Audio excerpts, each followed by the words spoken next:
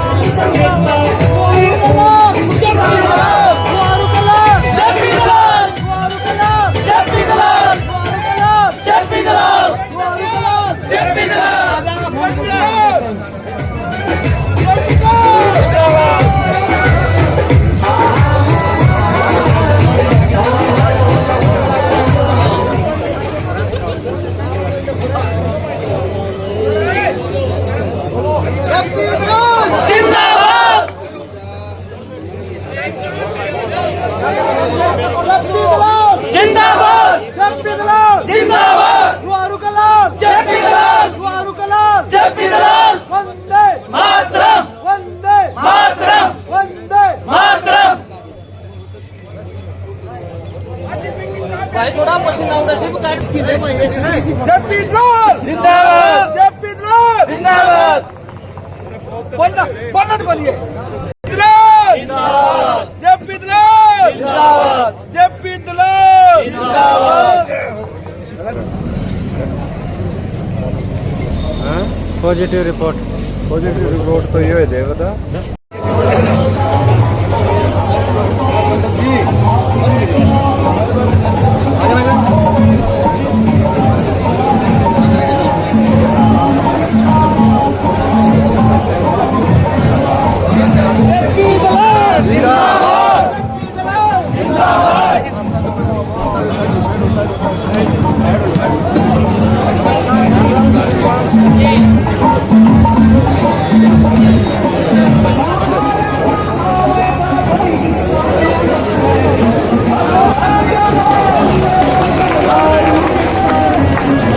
खड़ा नहीं रहेगा। सारे कार्यकर्ता हो एकदम से बैठ जाएंगे।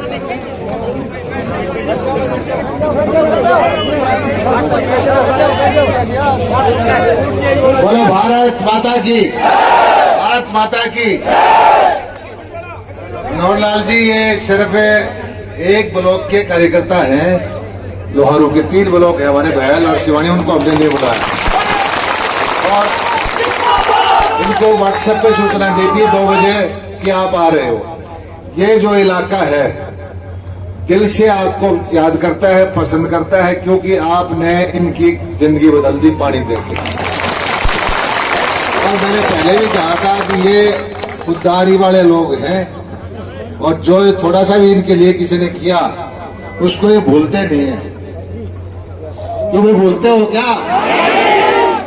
बात राजनीति की नहीं है, बात यह है कि इनकी जीवन शैली बदल गई, इनके बच्चे सपने देखने लग गए और आपने इनको जो एक मेरिट पे नौकरी दी, यहाँ की नौकरी को, प्रतिभाशाली बच्चों की नौकरी को जो आज ये मुख्यमंत्री बनने के क्लेम करते हैं वो खा जाते थे, ये लोग उसको नजदीक नहीं लगने देंगे।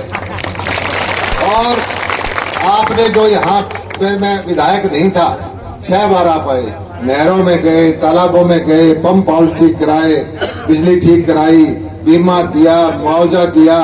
इनका बाजरा 800 रुपए में मुर्गी वाले नहीं पूछा करते, आज 2,500 रुपए में धान और गेहूं से ज्यादा बिकता है।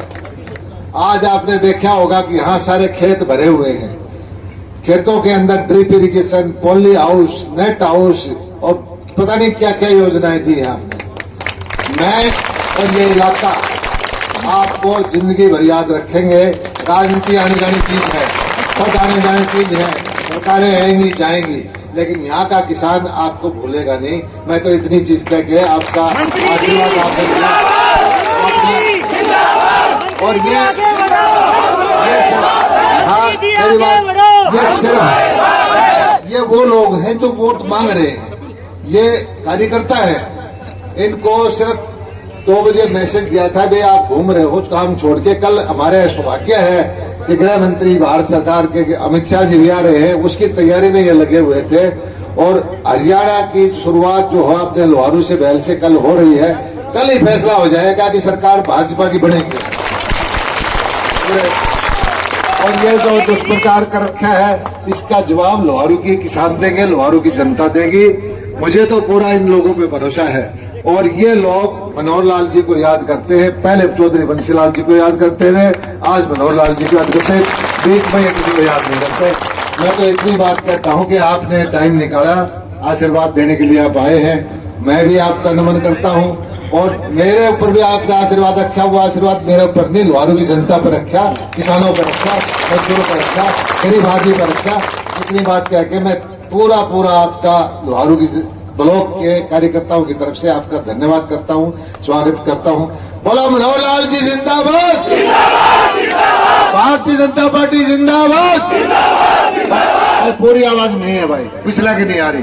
मनोहर लाल जी जिंदाबाद। अरे ये आवाज पहुंचा दो सारे जने में, मनोहर लाल जी जिंदाबाद, भारतीय जनता पार्टी जिंदाबाद। धन्यवाद। अब मैं प्रार्थना करूंगा कि आप हमें आशीर्वचन दें। जेपी मनोहर की जोड़ी जिंदाबाद, जिंदाबाद, जिंदाबाद, जिंदाबाद, जिंदाबाद।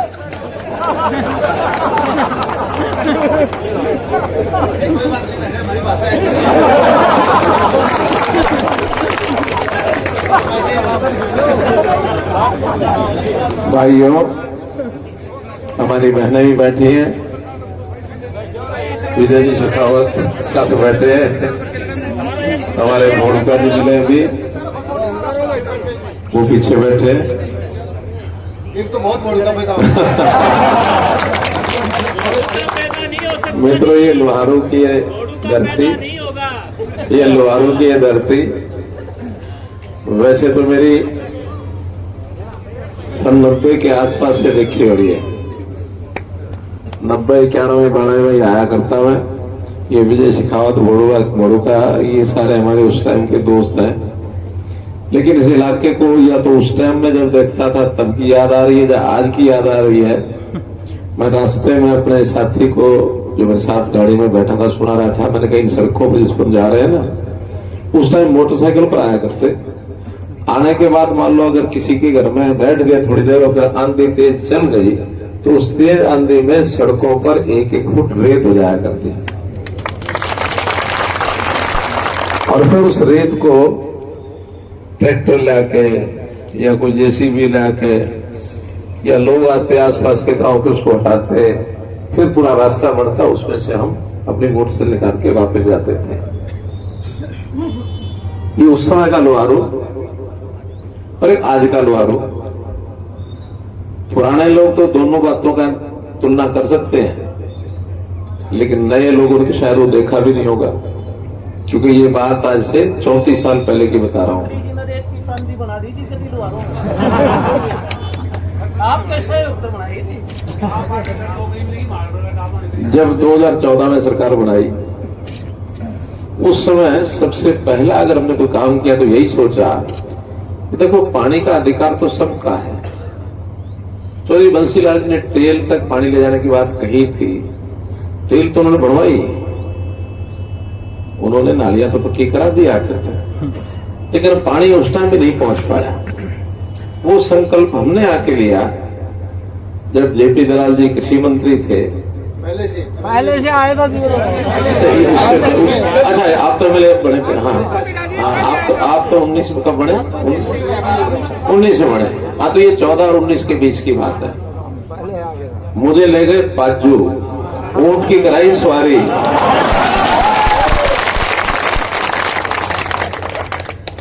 और मेरी वो ऊंट वाली सवारी बहुत वायरल हुई। अच्छा ये रूप भी है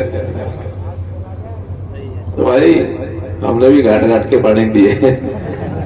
तो इसलिए वो पानी जब पाजू में जाकर मैंने देखा और लोगों को बताया, 300 टेल में से 293 टेल में हमने पानी पहुंचाया, चाहे वो लोहारू है, महेंद्रगढ़ है, आगे नारनौल है, नांगल चौधरी है, या पीछे आप चले जाओ तो बारडा है, दादरी है, और इधर हिसार की तरफ जितना ये राजस्थान के साथ लगता एरिया था, इसमें पानी तो बुरी हालत थी। दूर दूर से लोग आते थे, पीने का पानी भी मिलता नहीं था, यानी बरसात पर निर्भर थे, जितनी बूंद पड़ जाए उसमें उतना काम हो जाए।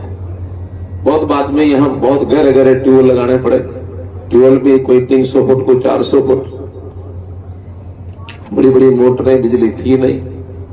हमने आने के बाद ये बिजली का काम भी जो किया, खैर खेत में तो अभी 8-10 घंटे पहले भी हुई थी, आज भी हुई, लेकिन गांव में 24 घंटे बिजली देने का काम किया कि नहीं किया? मैं वापस जिस तरीके से मुझे बात करनी है मैं उस तरीके से आता हूं। जोश आपने बहुत है, मैंने देख लिया आपके नारे, आपकी जो मिलनसारिता और आपका जो जेपी दलाल के प्रति आपके जो श्रद्धा भाव सब देख लिया, लेकिन अब मुझे थोड़ा काम की बात करनी है, और वो समझदारी की, यानी जोश के साथ थोड़ा होश। केवल जोश से काम नहीं चलेगा। सुंदर नागर जी क्या करें बताओ बताओ? आ रहे हैं तो इनको बीच में छोड़ना नहीं ना।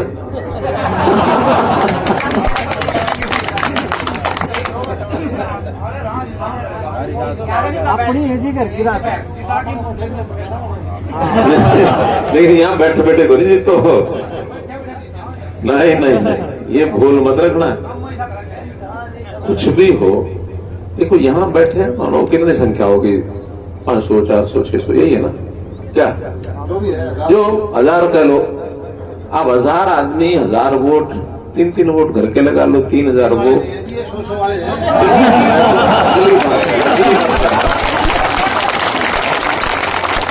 अगली बात करो, वही ला रहा हूँ इनको, वही ला रहा हूँ, वही वहां ला रहा हूं मैं। लेकिन क्या है, अभी एक पुराना जमाना था, उसमें थोड़ा बदल हो गई है। पुराना जमाना ये था ना कि गांव का चौधरी या कोई अपने थोड़े का या कोई पंचायत का या कोई भी आदमी बड़ा बुजुर्ग, अच्छा भाई इस बार वोट इसने देंगे, सारे दे देते, सारे दे देते। जमाना बदल गया, अरे बदल गया, मेरी बात सुन लो, जमाना यूं बदल गया। मैं आप 1000 लोगों का तो मान लो कि पक्का वोट आ गया, ध्यान रखना कभी कभी घरवाली भी वोट नहीं देगी आपके घर में।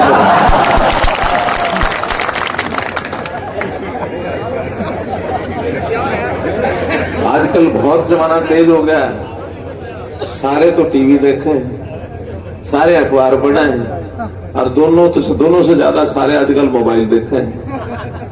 मोबाइल में खटखट बेरंग के पड़ जाए कौन, ठीक है ना, गलतफहमी में ना रहना। जोश तो ठीक है, लेकिन मैंने कहा जोश के साथ होश चाहिए, और होश में कभी मत कहना कि हम तो जीते पड़े हैं। मुझे एक चुनाव याद है 1985 का है, 85 का करनाल का एक चुनाव था। मैं संघ का प्रचारक था, और बहुत अच्छा वातावरण के भी, यहाँ कोई हमें हरा नहीं सकता बीजेपी को। जैसे कह देते ना हम तो जीते पड़े हैं, ये कह देते हैं ना, वहां पर ऐसा ही माहौल था। लोगों के जबान बता दी, चिंता मत करो जीते पड़े हो, चिंता मत करो जीते पड़े हो।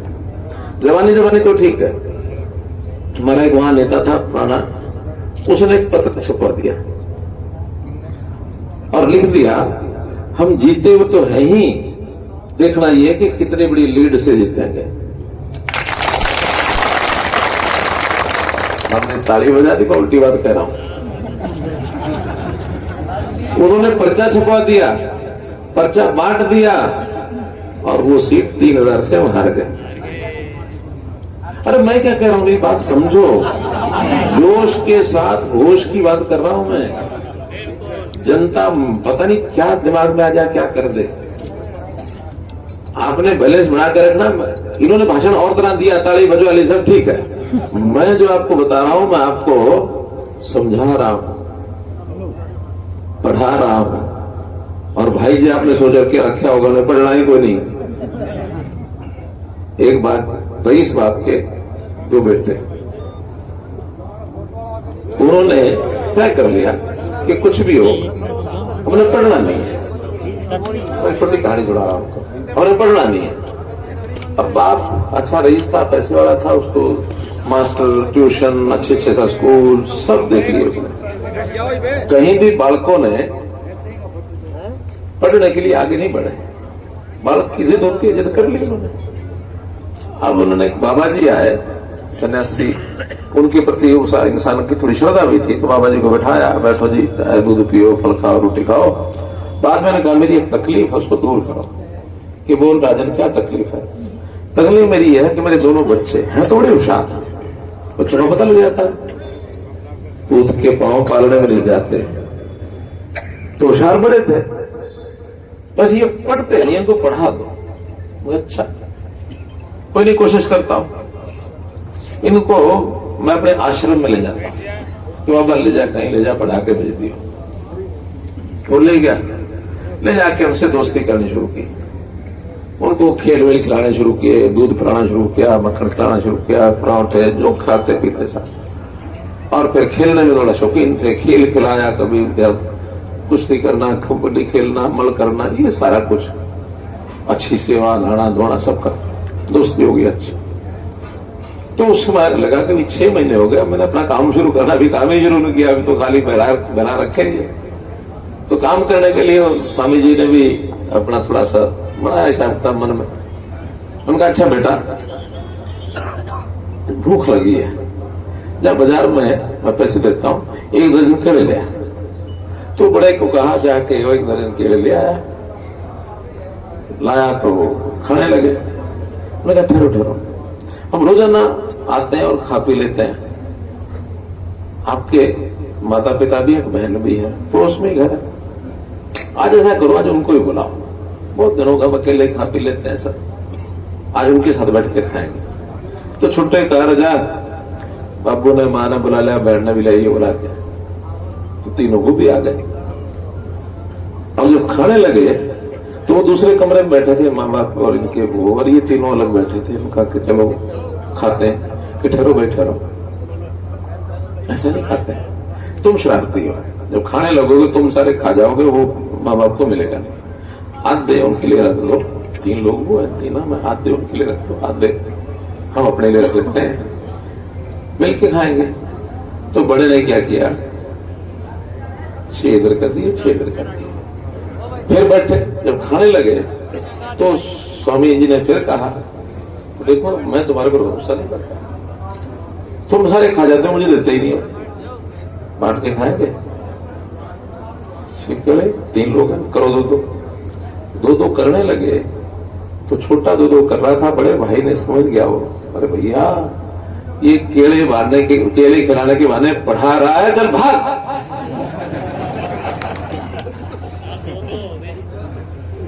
क्योंकि तय कर रखा तो पढ़ना नहीं है। तो कहने की कहावत है छोटी, लेकिन बात को समझ करके आगे चलना। हमारा मुकाबला तगड़ा मुकाबला है और पैसों का खेल चलेगा, पैसों का खेल चलेगा। अपने वोटों को संभालने के लिए सब कुछ तगड़ा करना। गरीब गुरुबा वोट भी बहुत होता है, सारे जोश वाले नहीं होते। हमने अगर एक एक वोट को लेना है तो सामने वाला जैसा समझे वैसे ही समझाना है। मैं भरोसा करता हूं कि भी आपके परिवार के, आपकी पत्नी, आपके बच्चे, आपके पिताजी, माताजी, दादा दादी कोई होंगे तो आपके कहने पर दे देंगे। पहली बात तो मैंने बताया कि आजकल मीडिया का बड़ा जमाना है, भरोसा उन पर भी मत करना, पक्का कर लेना कि वोट जेपी दलाल जी के नाम से कमल के निशान पर डालना है, उनको पक्का कर लेना। कहो तो एक कहानी इसकी भी सुना दूं मैं, मुझे भी ज्यादा काम नहीं आया। ये 60 के आसपास की बात है, आज से 60 साल पहले। एक नेता होते थे सिकंदर बख्त, शायद आप लोगों ने नाम नहीं सुना होगा, सुना आपने? सिकंदर बख्त उस समय कांग्रेस पार्टी का नौजवान था, बाद में वो जनसंघ में शामिल हो गए। अपनी हमारी जो पार्टी थी ना, बीजेपी से पहले जनसंघ कहलाती थी, 80 से पहले, तो जनसंघ में शामिल हुए, फिर बीजेपी में आए, बीजेपी में राष्ट्रीय उपाध्यक्ष हो गए, बड़े नेता हो गए। अब कुछ साल पहले उनका देहांत हो गया। अब वो कांग्रेस के जब नेता थे, चांदनी चौक उनका घर था, अपना जनसंघ का एक कार्यकर्ता राम रिक्शा चलाता था, और जिनमें ये लगा कि तुम्हारी गली जितनी है ना, इस गली के हर घर में सप्ताह में, हफ्ते में एक बार जरूर जाना है, क्योंकि वोट का जो प्रचार का दिन 42 दिन होते थे उस समय, अब तो 14 दिन रह गए, 42 दिन तक चलता था ऐसे। तो हर हफ्ते एक बार जाना है, 42 दिन मतलब 6 सप्ताह, तो 6 सप्ताह लगातार जाते रहना, हर घर में जाना, हर वोटर के पास जाना, चाहे बीजेपी का जनसंघ का है या कांग्रेस का है या कोई भी पार्टी का है, किसी घर में छुपना नहीं है, वोट जाके मांगने। तो हम वो शुरू किया, हर घर में जाता था, और वो कांग्रेस के नेता सिकंदर बख्त का घर रास्ते में आ गया तो कुंडी खटखटाई, माता जी निकल के आई, माँ सिकंदर बख्त कहाँ है? कि भाई वो तो अपने पार्टी के काम में गया बाहर कहीं, क्योंकि हर किसी को बाहर घूमना होता है, हम भी घूमते हैं, वो भी घूमते हैं, वो तो अपनी पार्टी काम के लिए गया। बोलो बेटा, तब इसने शुरू की अपनी रामू ने कि मेरा नाम रामू है, रिक्शा चलाता हूँ, पुणे वाले घर में रहता हूँ, जनसंघ का कार्यकर्ता हूँ। इलेक्शन में हमारी पार्टी का भी जो कैंडिडेट था उसका नाम ले दिया, बड़ा कैंडिडेट खड़ा है, हमारी पार्टी बहुत अच्छी है, लाल कृष्ण आडवाणी, अटल बिहारी वाजपेयी, कुशवाहा ठाकरे, जो भी 5-7 नाम लिए, पढ़े लिखे नेता हैं, और हमारा कैंडिडेट भी बड़ा अच्छा कैंडिडेट है। आप माता जी जनसंघ को वोट देना। एक पर्चा छपवा रखा था, वो दे के आ गया, माता जी ने पर्चा लिया, ये बाहर उन्होंने दरवाजा बंद किया, खत्म। हफ्ते बाद फिर, क्योंकि तय तो ये था कि हर हफ्ते जाना है उसके घर, अगले हफ्ते फिर पहुंचा, दरवाजा खटखटाया, माता जी सिकंदर बख्त को मिलना है, तो बाहर गए हैं, चलो आप आ गई, आपको पता मैं पिछले हफ्ते भी आया था, मेरा नाम रामू है, मैं रिक्शा चलाता हूँ, पुणे वाले घर में रहता हूँ, हमारी पार्टी जनसंघ है, बड़ी अच्छी पार्टी है, पढ़े लिखे नेता है, अटल बिहारी वाजपेयी, लाल कृष्ण आडवाणी। क्यों गया भाई? और छिपकली के बगाड़ा धरा। तो वो रटी रटाई बात कहती कि हमारे नेता को दीपक के निशान पर मोहर लगा के आपने वोट हमें देना। तो माता जी कहते हैं, हाँ बेटा, तो पिछले हफ्ते भी आया था कि हाँ माँ, अगले हफ्ते फिर आऊंगा, मेरा तो काम है। तीसरे हफ्ते फिर आया, फिर वही बात, मेरा नाम रामू है, रिक्शा चलाता हूँ, पुणे में घर में रहता हूँ, जनसंख्या कार्यकर्ता हूँ, दीपक हमारा निशान है, हमारे बड़े नेता लाल किशन आडवाणी है, शोभा ठाकरे है, ये करके और आप हमारे कैंडिडेट को दीपक, उसकी पत्नी होड़ी नहीं डाल रहा है। और मैं करनाल का उदाहरण था, तो करनाल मेरी कंस्टिट्यूंसी है, हर छोटी बड़ी बात ध्यान में रहती है। करनाल का वार्ड नंबर 1, 5 साल पहले नगर निगम के जो चुनाव हुए, 2 कैंडिडेट हमारा और कांग्रेस का, दोनों के वोट रह गए बराबर। अब बराबर रह गए तो भी संकट हो गया। आखिर में तो किस्मत अच्छी थी, टॉस हुआ, टॉस में हमारा कैंडिडेट जीता। तो वोट का महत्व है ना। 1 वोट से पार्लियामेंट में अटल बिहारी वाजपेयी की सरकार गिर गई थी, गिरी थे ना। तो 1 वोट का महत्व है क्या नहीं है? वोट तो हमें चाहिए 2 लाख। कितने टोटल वोट यहाँ? 2,05,000 में 1 लाख चाहिए। 5-7 हजार तो पड़ेंगे भी नहीं, 10 हजार नहीं पड़ेंगे। अब टारगेट तो 1 लाख वोट का है, लेकिन तैयार 1-1 वोट करना है। 1 लाख वोट इसकी चिंता मत करो, आप 1-1 वोट और 1-1 बूथ की चिंता करो, 1 लाख हो जाएंगे अपने। 61 के पास भी दोबारा जाना पड़ेगा। कहते आप समझो कि पिछली बार 61 थे, वो सारे मारे हो गए। इस बीच में नीचे नीचे पता नहीं कौन वार कर जाए। आपको हर एक को अपने से शुरू करना, अपने परिवार से शुरू करना, अपने पड़ोसी से शुरू करना, अपने वार्ड में शुरू करना, बूथ में, वार्ड का बूथ। और सब लोग रैलियां तो करेंगे, हम थोड़ी सी ज्यादा नहीं करेंगे। संयोग से कल यहाँ होम मिनिस्टर साहब की रैली है, आपकी एक अच्छी शुरुआत हो रही है, बड़ी शुरुआत हो रही है। लेकिन आज की इस छोटी मीटिंग को छोटी सी शुरुआत मान लेना। ये छोटी सी शुरुआत यहां से करके जाओगे, हर नेता अपने ढंग से आपको बात कहेगा। और देखो भाई, मेरे 20 मिनट पूरे, हमारे सुरेंद्र नागर जी आ गए।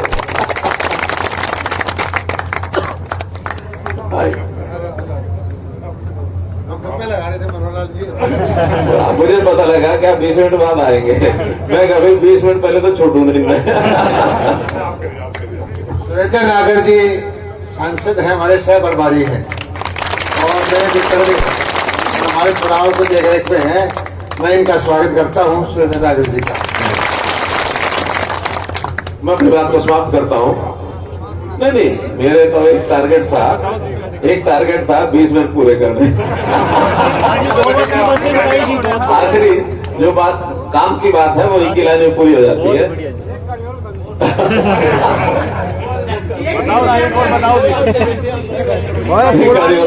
पुरानी सी कहानी सुना दो कोई। देखो, हम गांव के आदमी हैं, कुश्ती हो ना, जानो ना, तो कुश्ती करते भी हैं, जानते भी हैं, देखते भी हैं। एक गांव में कुश्ती जैसे हर साल होती है, तो वहां कुश्ती शुरू हो गई। और शुरू हुई, एक वहां पहलवान ऐसा था जो हर बार नंबर 1 पर आता था, जीतता था। उस गांव का केसरी था, जैसे नहीं भारत केसरी है, हरियाणा केसरी है, पंजाब केसरी, उस गांव का केसरी था, हर बार जीतना था। और वहां के लोग भी, रेफरी भी, जो सारे लोग होते थे, उसकी कुश्ती सबसे आखिर में रहते थे। कोई फैसला तो इसका हुआ पड़ा, लेकिन बाकी कुश्ती का आनंद सब ले लें। तो जो चौथे राउंड के, तीसरे राउंड के, दूसरे राउंड के, पहले राउंड, उस एक राउंड को छोड़कर बाकी सब कुश्तियां हो जाती थी। और आखिर में उसके लिए 5 मिनट रखते थे, ताकि वो एक बार बड़ा लंगर घुमा देगा, कोई आएगा नहीं, और उसका हाथ खड़ा कर देंगे, भैया बिना लड़ाई लड़े नंबर 1 पर जीत गया, अनकंटेस्टेड। कहानी तो शुरू हो रही है। अब कुश्ती शुरू हुई, नीचे की सारी कुश्तियां हो गई। आखिर में ये जो पहलवान है, फिर कहा ठीक भाई, पुराराम पहलवान, इस गांव का केसरी, आओ मैदान में और जरा घूमो मैदान में, कोई आके हाथ मिलाना हो तो मिलाओ। अब जब घूम करके आखिर टाइम थोड़ा सा जगह बची थी उसका राउंड पूरा करने के लिए, एक पतला सा नौजवान हिसाबी किताब भी था बड़ा, हिसाब किताब करने वाले भी होते हैं ना कुछ नौजवान, उसने हिसाब किताब लगाया कि ये पहलवान अच्छा है, बिना लड़ाई लड़े 1,000 रुपए का इनाम है, ये ले जाएगा। इसने किया तो कुछ है ना, लड़ाई तो लड़े, जब उसने देखा कोई नहीं कूदा, वो पतला सा लड़का उसने छलांग मारी, कूद के हाथ बना लिया। लोग हैरान, ये पहलवान इसने मारेगा, दब जाएगा। लोग समझाने लगे छोड़ दे ना, कुश्ती लड़ूंगा। अच्छा, अब रेफरी क्या करे? रेफरी ने कहा ठीक है, आए क्या कोई तो कुश्ती तो कराना नहीं। लेकिन इतनी देर में सूरज छुप गए। सूरज छुपे बाद कुश्ती नहीं होती, नियम है। तो उन्होंने देखो भाई सूरज छुप गया, कुश्ती होनी सुबह होगी 11 बजे कल।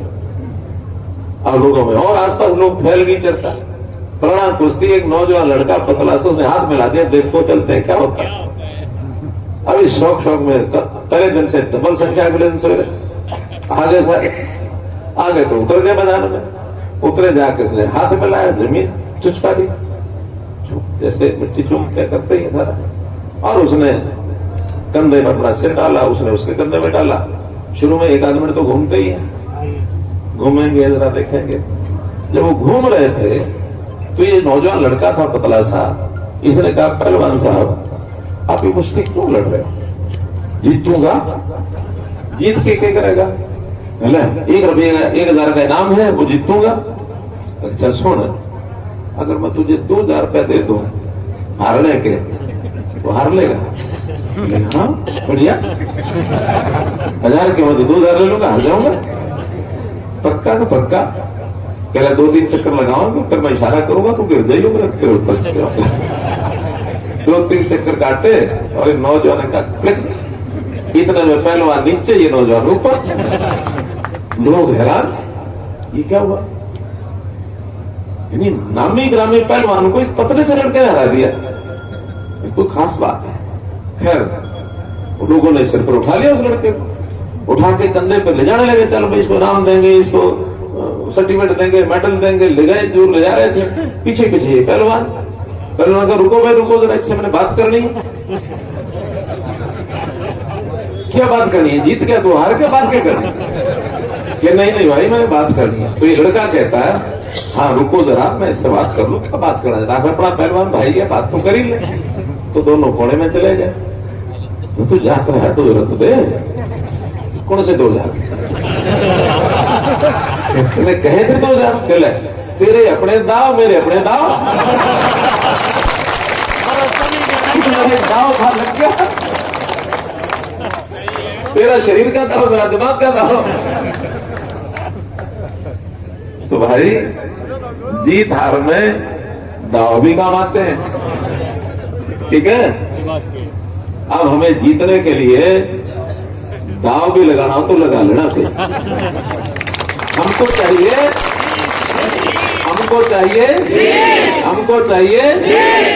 और जीत भी विधानसभा की नहीं, मंत्री पद की नहीं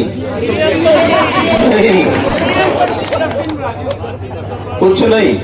मैं बता रहा हूं क्या जीतना है, बूथ जीतना। क्या जीतना है? क्योंकि बूथ की गिनती सबसे पहले होगी। विधानसभा गिनती तो एक कंप्यूटर कोई भी बालक कर देगा, उसका होशियार समझदार बालक होगा, वो कंप्यूटर फ्लैट करके सब बूथों को गिनती करेगा, नीचे जोड़ कर देगा। हर बूथ जीत जाओगे तो कोई ताकत दुनिया की ऐसी नहीं है जो विधानसभा रह देगी।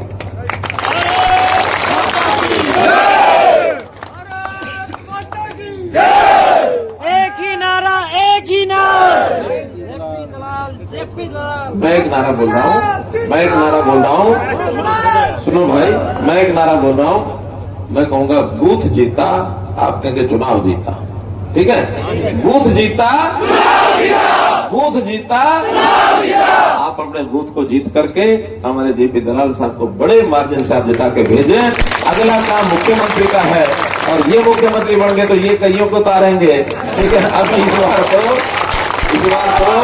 इस बार तो नायब सिंह सैनी के नेतृत्व में वो मुख्यमंत्री बनेंगे, चुनाव लड़ा जाएगा और ये हमारे वरिष्ठ कैबिनेट मंत्री होंगे। इतनी बात मैं कह सकता हूँ। बहुत बहुत धन्यवाद।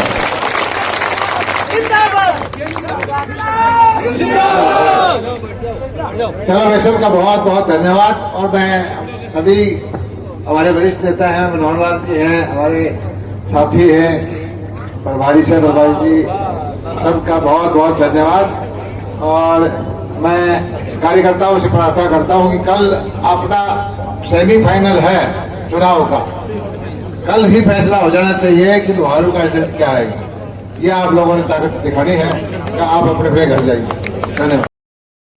तो साथियों, हमारे कैबिनेट मंत्री श्री मनोहर लाल जी खट्टर जी अब रवानगी करते हुए सभी में काफ़ी जोश उमंग से भरा हुआ लोहारू का ये श्री जयप्रकाश जी दलाल का ऑफिस और मंत्री जी को अब विदा कर रहे हैं श्री हमारे वित्त मंत्री जी श्री जयप्रकाश जी दलाल जी।